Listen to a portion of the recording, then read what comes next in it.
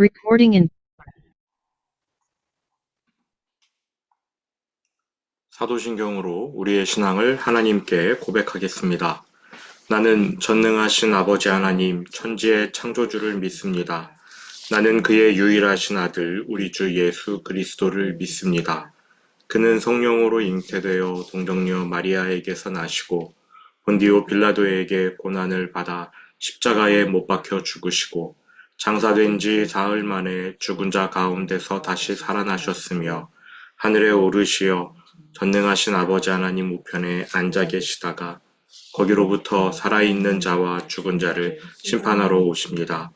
나는 성령을 믿으며 거룩한 공교회와 성도의 교제와 죄를 용서받는 것과 몸의 부활과 영생을 믿습니다. 아멘.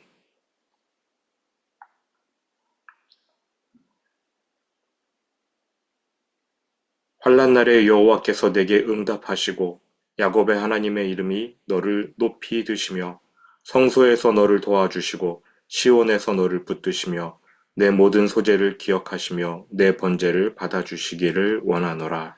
아멘. 거룩하신 아버지 하나님, 지난밤 우리에게 안식을 주시고 이 아침 우리를 말씀 듣는 자리로 불러주셔서 감사합니다.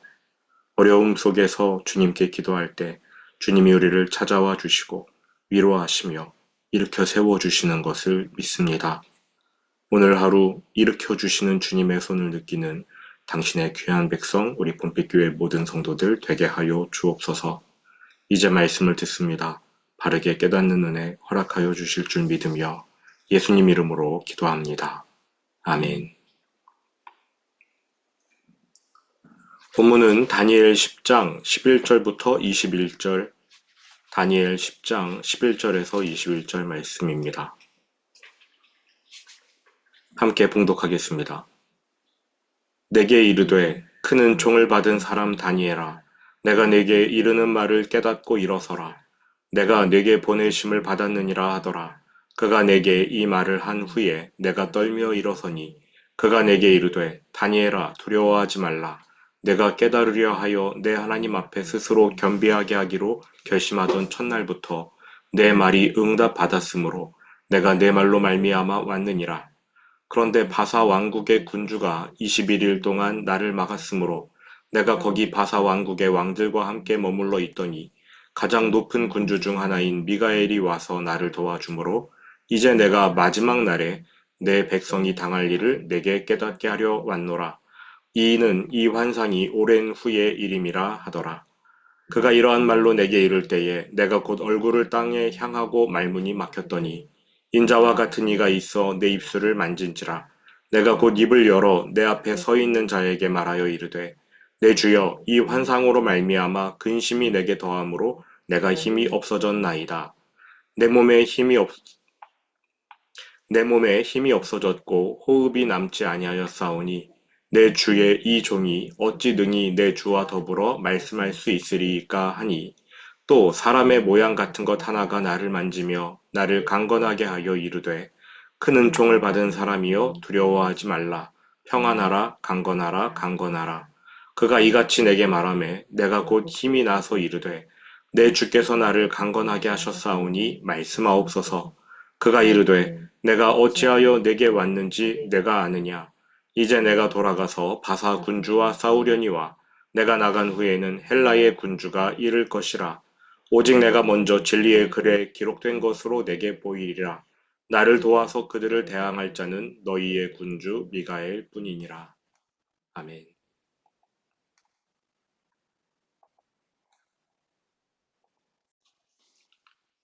다니엘은 큰 전쟁의 환상을 보고 3주 동안 슬퍼합니다. 그러한 다니엘에게 예수님이 지금 나타나셨지요. 크든 작든 고상하든 천박하든 우리가 겪는 모든 문제는 예수님 안에서만 해결됩니다.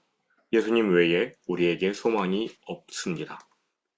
다니엘을 찾아오신 예수님께서 말씀하십니다. 11절 내게 이르되 큰 은총을 받은 사람 다니엘아 내가 내게 이르는 말을 깨닫고 일어서라 내가 내게 보내심을 받았느니라 하더라. 그가 내게 이 말을 한 후에 내가 떨며 일어서니 예수님께서 가장 처음 하신 말씀은 큰 은총을 받은 사람 다니엘아입니다. 지난번에도 설명드렸는데 번역이 좋기는 하지만 원어의 의미를 그대로 살리지는 못했습니다. 원어의 의미를 그대로 살리면 하나님께서 탐내는 사람 다니엘아입니다. 큰 은총을 받은에 해당하는 원어와 십계명 10번째 계명인 내 이웃을 탐하지 말라의 탐하다가 같습니다. 그러니까 큰 은총을 받은 사람, 하나님이 탐하시는 사람. 이것보다 더 큰 칭찬은 없지요. 하나님이 탐내신다. 슬픔에 빠져 있는 사람에게 예수님이 찾아오셔서 처음으로 하신 말씀은 하나님이 너를 탐내신다입니다. 다니엘이 슬픔에 빠졌기 때문에 예수님을 만나서 졸도한 것은 아닙니다. 예수님의 영광 때문에 졸도한 거지요. 죽은 사람처럼 엎드러졌습니다. 죄인의 운명이 그러합니다. 예수님의 그 영광을 본 순간 죽은 것처럼 엎드릴 수밖에 없는 게 죄인이지요. 자기의 죄가 드러나다 보니 어쩔 수 없어서, 감당할 수 없어서 쓰러집니다. 그렇게 다니엘도 예수님 앞에서, 그 영광 앞에서 자신의 죄 때문에 쓰러졌는데 하나님이 일으켜 세우셔서 말씀하십니다. 내가 너를 탐낸다. 하나님의 위로가 우리에게 용기를 줍니다. 힘을 줍니다. 그가 내게 이 말을 한 후에 내가 떨며 일어서니 슬픔, 자신의 죄로 인한 좌절, 쓰러질 수밖에 없었던 다니엘에게 예수님께서 다가오신 것만도 감사한데 하나님이 탐내시는 사람 다니엘아 이렇게 불러주시니까 힘이 나는 거지요. 일어설 수밖에 없습니다.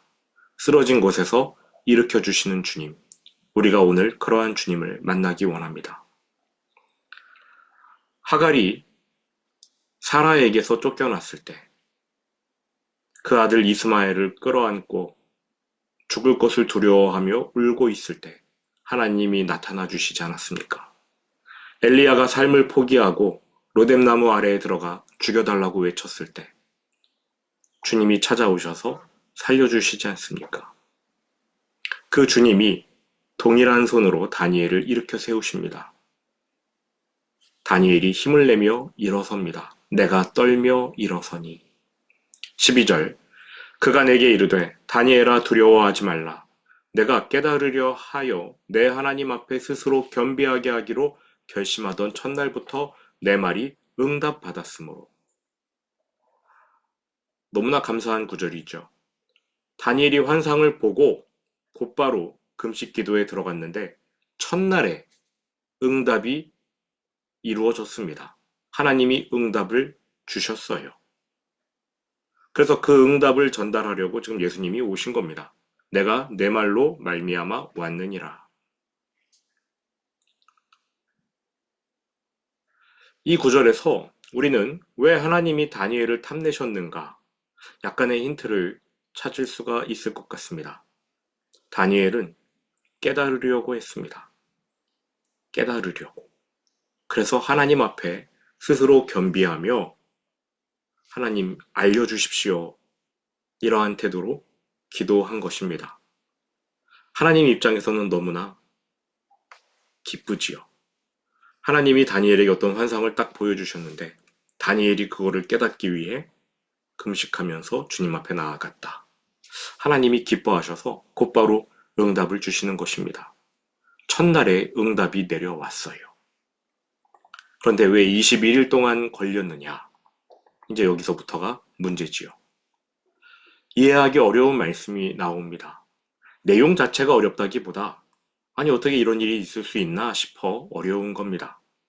13절 14절 그런데 바사 왕국의 군주가 21일 동안 나를 막았으므로 내가 거기 바사 왕국의 왕들과 함께 머물러 있더니 가장 높은 군주 중 하나인 미가엘이 와서 나를 도와주므로 이제 내가 마지막 날에 내 백성이 당할 일을 내게 깨닫게 하러 왔노라. 이는 이 환상이 오랜 후의 일임이라 하더라. 다니엘이 기도하려고 작정한 그날 하나님이 응답을 주셨어요. 예수님이 오려고 하셨는데 바사 왕국의 군주가 예수님을 막고 서 있었답니다. 21일 동안. 그래서 다니엘의 금식도 21일이 된 거지요. 바사 왕국의 군주, 페르시아의 왕인데 페르시아의 왕이 21일 동안 예수님을 막았답니다. 여러분, 예수님이 누구에게 막힐 수 있는 분이십니까? 과연 이런 일이 가능할까요? 이 구절이 그래서 어렵습니다. 이해하기가 어려운 게 아니라 납득이 어려운 거예요. 구절 자체가 뭐 어렵진 않습니다. 그냥 예수님을 누군가가 막아서 21일 동안 예수님이 오지 못하셨다. 하나님은 첫날 응답을 주셨는데 21일 동안 막혀 있었으므로 다니엘이 21일 동안 계속 금식하며 기도했다. 어렵지 않지요. 그런데 과연 이것이 납득이 되는가라는 겁니다. 일단 최대한 조심스럽게 이해해 보겠습니다. 다니엘이 환상을 보았을 때 그때는 페르시아의 시대였고 그 제국의 군주 고레스입니다. 고레스 왕. 다니엘 10장의 시작이 그렇지 않습니까? 바사왕 고레스 제3년에.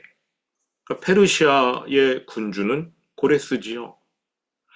그런데 고레스가 예수님을 막아섰는가? 그거 아닙니다. 게다가 고레스는 유대인의 귀한 명령을 내렸으므로 다른 선지서에서는 하나님의 택함을 받은 사람으로 언급되었습니다. 심지어 이사야서에는요, 고레스가 하나님의 목자로 그렇게 기록되었어요. 화면을 한번 보시죠. 이사야 44장 28절. 고레스에 대하여 이르기를 내 목자라 그가 나의 모든 기쁨을 성취하리라 하며 예루살렘에 대하여는 이르기를 중건되리라 하며 성전에 대하여는 내 기초가 놓여지리라 하는 자니라. 고레스가 예루살렘을 중건시키고 성전에 기초를 놓는 그러한 하나님의 목자로 이사야서에서 그렇게 기록되었는데 다니엘서에서는 갑자기 이 바사 제국의 군주가 예수님을 막아서는 악인으로 등장합니다. 그러니까 바사 제국의 이 군주가 예수님을 막았다. 그럼 바사 제국의 이 군주는 고레스가 아닌 거지요. 이러한 고레스가 예수님을 가로막을 리 없습니다. 인간이 그렇게 할 수 없습니다. 조심스러운 해석을 드립니다. 예수님을 가로막은 바사 왕국의 군주는 그 제국의 배후에 숨어 세상을 조종하는 사탄입니다. 그런데 왜 하필 바사 왕국의 군주라고 했을까요? 답은 간단합니다. 이 시대가 페르시아 제국 시대이고 페르시아가 온 세상에 패권을 쥐고 있기 때문입니다. 그러므로 세계 최강대국의 배후에서 온 세상을 움직이며 하나님을 대적하려는 영적 실체, 숨어서 활동하는 사탄. 예수님은 그를 일컬어 바사 왕국의 군주라고 표현한 것입니다. 만일 다니엘이 그리스 시대에 이러한 환상을 봤다면, 그리스 시대까지 살았다면 예수님은 헬라 왕국의 군주라고 표현하셨겠지요. 여기서 바사 왕국의 군주는 고레스가 아니라 사탄입니다. 그렇다고 해서 우리의 문제가 해결되었느냐? 아니지요. 사탄이 예수님을 가로막았다는 뜻입니다. 21일 동안 사탄이 예수님의 행로를 가로막고 예수님 못 가요 하고 만류했다는 겁니다. 이게 가능한 일입니까? 사탄이 예수님을 가로막는다? 이 점 곰곰이 생각해 볼 필요가 있습니다. 그래서인지 거의 모든 학자들, 거의 모든 목사님들이 다니엘에게 나타난 이 사람을 예수님이 아니라 가브리엘이라고 말합니다. 아무래도 사탄이 예수님을 가로막는다는 게 도무지 말이 안 된다. 가브리엘이면 가로막힐 수 있다. 이렇게 생각한 거지요. 게다가 하나님의 응답을 예수님이 들고 온다? 좀 이상하게 생각하는 겁니다. 가브리엘 정도가 와서 하나님의 응답을 전하려고 했는데 사탄이 21일 동안 가로막았다.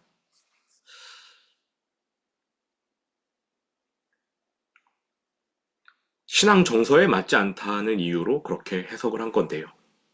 그런데 예수님이 아니라 가브리엘이라면 여러분, 다니엘은 가브리엘 천사 여러 번 만났습니다. 5절에서처럼 한 사람이라고 말하지 않았을 거예요.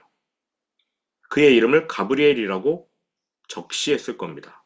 왜냐하면 9장 21절에서 다니엘은 이미 가브리엘의 이름을 언급했어요. 그럼 9장 21절 보시기 바랍니다. 곧 내가 기도할 때에 이전에 환상 중에 본 그 사람 가브리엘이 빨리 날아서 내게 왔다 이렇게 말하고 있어요. 근데 10장 5절에서는 처음 만난 사람인 것처럼 이야기하고 있는 겁니다.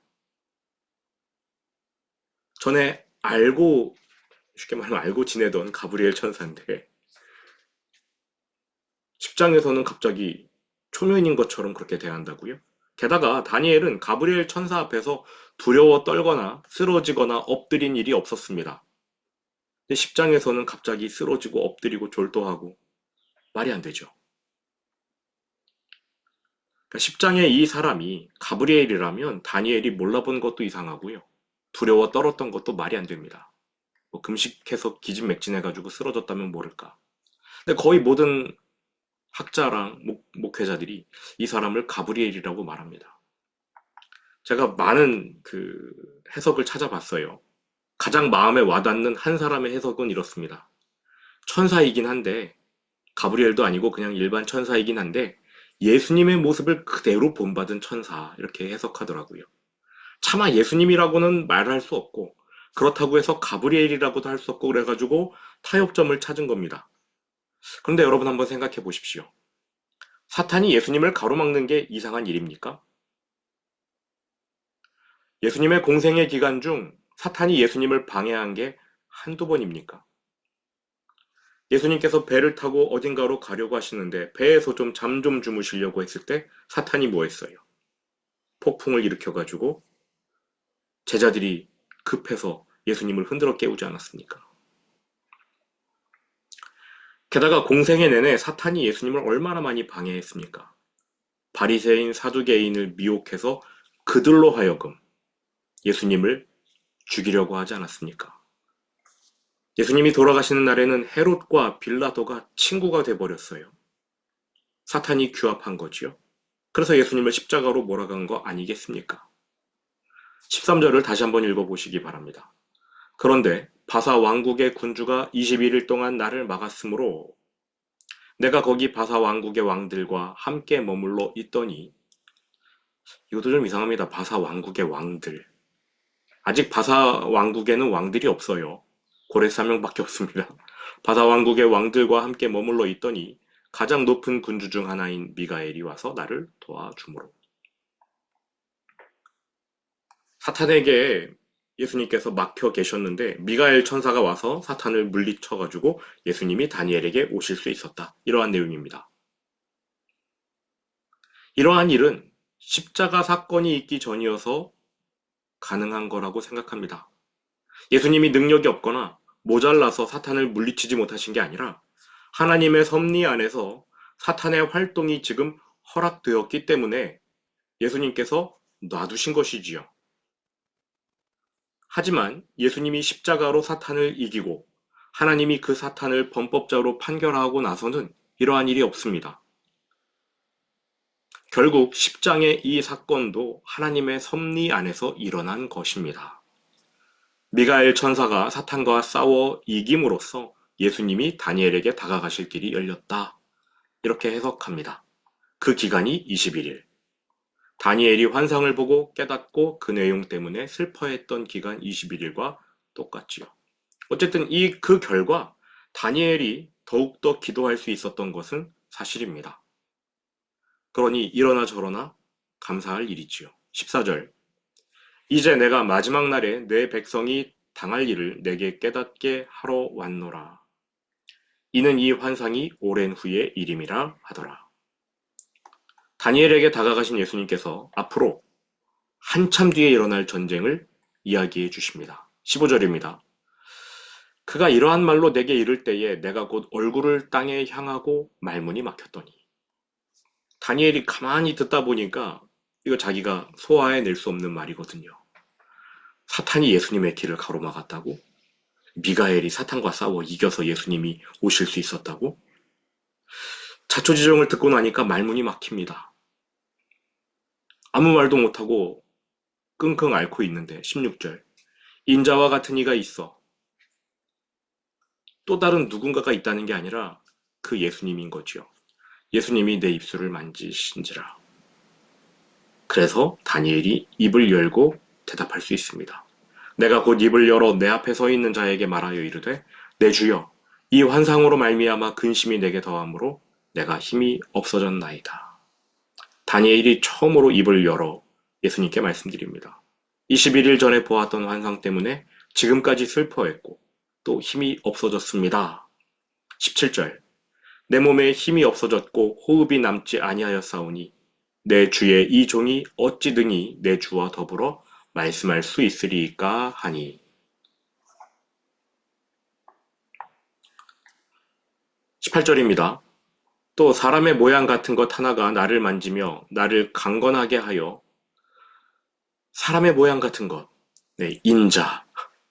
이 존재가 누구인지에 대한 논쟁도 많아요. 어떤 사람들은 거기 세 사람이 와 있었다 뭐 이렇게 이야기하는데 예수님으로 가겠습니다. 환상 때문에 연약해져 있던 다니엘, 예수님이 만지시고 강건하게 해주시는 겁니다. 19절 이르되 큰 은총을 받은 사람이여 두려워하지 말라 평안하라 강건하라 강건하라.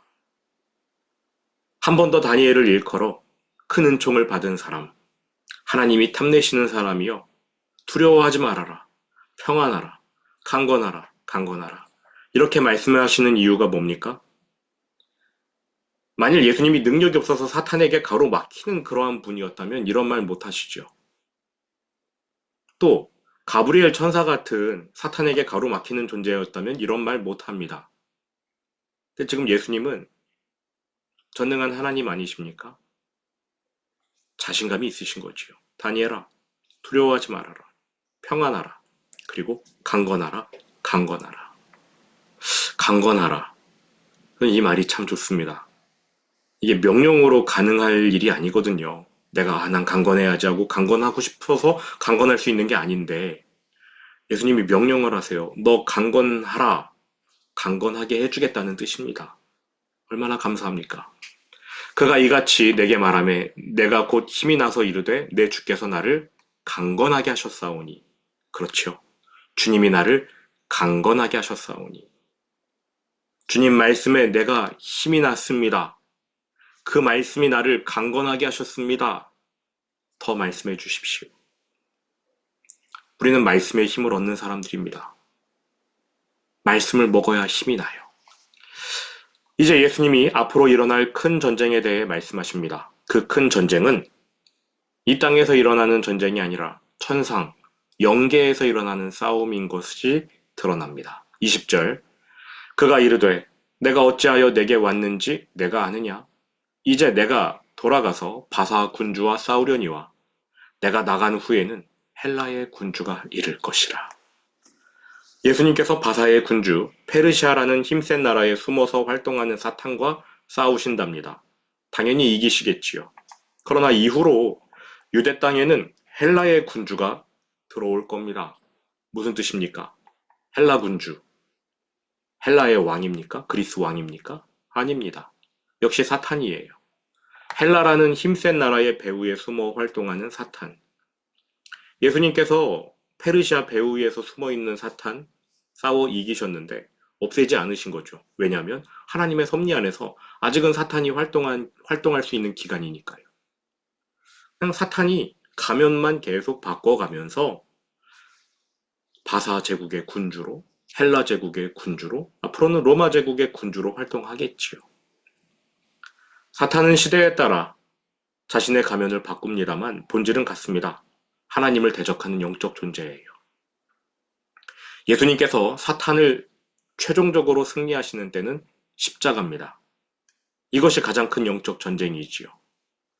물론 사탄은 십자가에서 패배하지만 하나님의 섭리 안에서 우는 사자처럼 계속해서 삼킬 자를 두루 찾을 겁니다. 하나님의 섭리가 그래요. 그러나 십자가 이후의 사탄은 이미 패배한 존재이므로 큰 힘을 내지 못합니다. 지금 우리는 예수님이 거두신 승리에 기대어서 사탄을 대적할 수 있어요. 마귀를 대적해서 물리칠 수 있습니다. 미혹을 물리치고 죄와 싸워 이길 수 있습니다.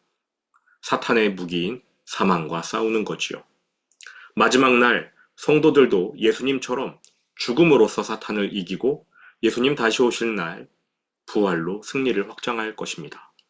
21절 오직 내가 먼저 진리의 글에 기록된 것으로 내게 보이리라. 여기서 진리의 글은 하나님 곁에 있는 책인 것처럼 보입니다. 하나님 곁에 인류 역사의 모든 것이 담겨 있는 시간표, 그거에 기록된 책이 있는 것 같아요. 그걸 예수님이 다니엘에게 보여주러 오셨다는 겁니다. 성경 어디에도 진리의 글 이러한 표현은 나오지 않아요. 그러니까 성경은 아닌 것 같고 하나님이 갖고 계시는 책인 것 같습니다. 나를 도와서 그들을 대항할 자는 너희의 군주 미가엘 뿐이니라. 이 영적 싸움에서 성도들을 지켜줄 존재는 예수님인 거죠. 나를 도와서. 그러니까 예수님께서 싸움을 하시고 예수님을 도와 미가엘 천사가 성도들을 붙잡아 준다. 이러한 뜻입니다. 궁극적으로 우리를 지켜주실 분은 예수님이라는 말씀이 21절에 담겨 있습니다. 긴 내용인데 제가 잘 설명을 했는지 모르겠습니다만 중요한 사실들만 확인하셨으면 좋겠습니다. 계속되는 영적 전쟁 가운데 예수님이 우리를 지켜주신다. 십자가의 승리에 기대어 우리는 마귀를 대적할 수 있고 미혹을 물리치고 죄와 싸워 이길 수 있다. 우리가 취할 정보는 여기 다 들어 있습니다. 들은 말씀 마음에 새기면서 주기도문으로 오늘 예배를 마치겠습니다.